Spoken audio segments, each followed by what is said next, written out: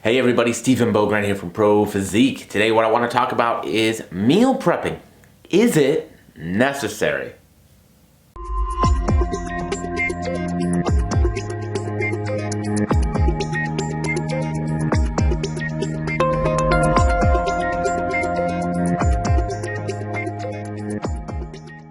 So hey everybody, I hope you're all having a wonderful week. Holiday season, it is between us, among us, in full swing, in full effect. It's here. It's doing stuff. It's doing the things that it does, creating the stressors in life, having time investments that we don't always have time for, and making us crazy. So it's really important, I think, to talk about meal prepping. Prepping food ahead of time, having meals planned out, what that means, is it necessary, and if it's not, how do we be successful without it? Now, let me preface this conversation with, I think that meal prepping is a wonderful, wonderful idea. It helps out a ton, and it can add a huge amount of benefit to our lives in terms of ease and convenience. So, is it necessary? I think the answer is no, but let's talk about why it might still be beneficial first and foremost. I think one of the main reasons it becomes very beneficial is it makes things convenient. It's much more convenient if I already have something made. It's convenient for me to take that, heat it up in the microwave, hell, maybe even eat it cold, and just have something set aside already. It becomes convenient to have the same types of foods on a regular basis because they're already in my logging. They're already in my tracking app. It's very easy for me to say, go back to food, boom, put it back in. Or to have the same meals each day to copy, paste, and do. And reuse in a manner that makes even the tracking a little bit more easy, a little bit more time friendly, a little bit more convenient, realistic during hectic times. And so I think that food prepping obviously can make it much easier to hit our macronutrient targets or even our calorie goals because of the fact that it gives us that convenience factor.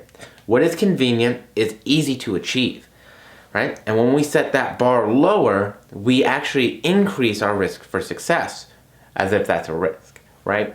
But we increase our chances for success by being prepared ahead of time, by having those things ready.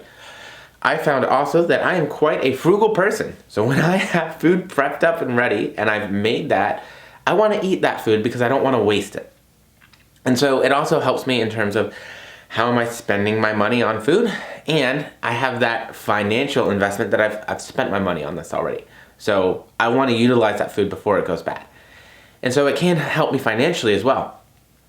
Now, it can also help me financially because of the fact that that might be more cost friendly than going out to eat on a regular basis. I can make my meals a little bit more affordable by just having them at home and cooking them in bulk. So I think there's a few reasons for why still prepping your food makes a lot of sense, why it can be beneficial and helpful. And I do think that for the vast majority of us, that's a great idea. But, Stephen, you said it's not maybe necessary. Well, you're right.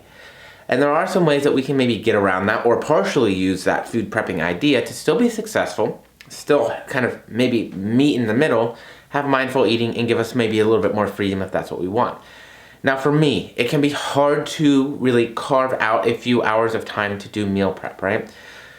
Cooking up a lot of proteins can be time investments, right? There are things you can do to make that quicker. I have a grill, I can throw a bunch on the grill, I can throw a bunch in the oven as well at the same time, grill some, bake some, freeze it up, take it out as I need it. Maybe have like a week or so's worth at a time in the refrigerator so it doesn't go bad.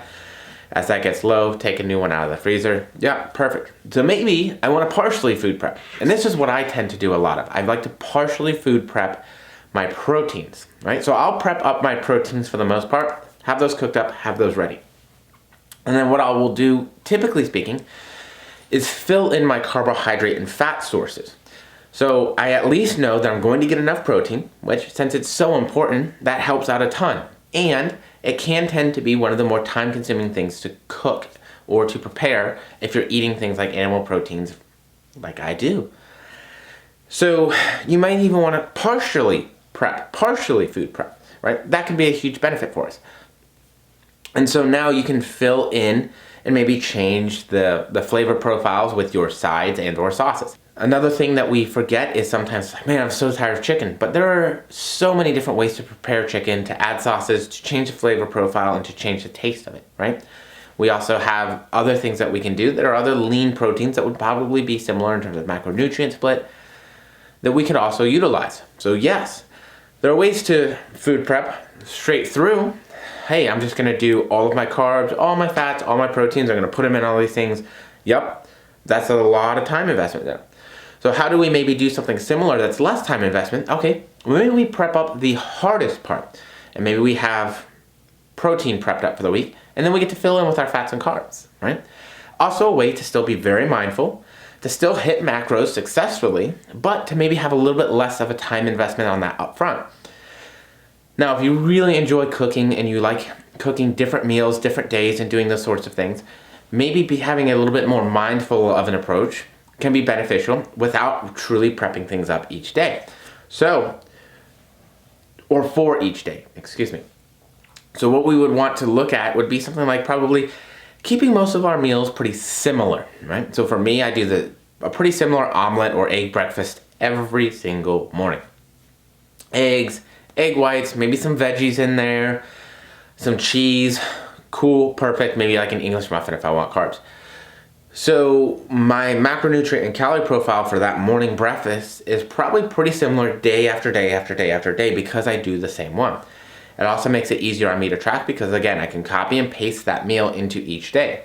If I do the same thing for lunch and I have a very similar lunch in terms of what the macronutrient ratios are, I can copy and paste those into different days. It makes it really easy to track ahead of time. All I have to do is just kind of put it together, prepare it real quick, right? I do like cooking in the morning. So that still allows me to do that. Now, what that would also allow me to do is to make differences in terms of my other meals. So if my breakfast and lunch are essentially the same, and say I'm doing 3 meals, I know what I have to work with for dinner. Now, within that, I can change up my dinner options. I can cook with my significant other. I can do anything I want within that. Again, still being mindful to hit those numbers. Does that mean that I have more time investment in that cooking of the meals each day or putting them together each day? Yes, of course it does. Is that a bad thing? No, not at all. It all depends on you as an individual, what your preferences are, what you enjoy doing, and how to make that work. Keeping those other meals the same or similar day to day helps us with kind of just keeping things in check, being mindful, and not allowing anything to go too far overboard or too far off the rails. So is food prepping essential? Do you have to do it to be successful? The answer is no. That doesn't mean it won't help you be successful. Sometimes, for some of us, carving out that time on the weekend or on said night or a couple times a week even to cook food up, have it be nice and fresh, super beneficial. Maybe for others of you, you're like me. And you're gonna do part of that. And you don't care so much about it being real new, freshly cooked, and just like, hey, whatever, I just need food to eat. I gotta get through my week. Perfect. Yeah, that works too. And then maybe for others, it's just the consistency and trying to like get into a good groove. Find some things that we really like, that we enjoy, that we don't necessarily get sick of or get as sick of. And we utilize those as staples to work around so we have that consistency, we have that stability within our dieting, and then we can also still mix things up and keep it fresh for maybe something like dinner or lunch or 1 meal a day. So I hope that helps everybody as you're getting ready for this new year with new goals and new yous, maybe. And we'll talk soon.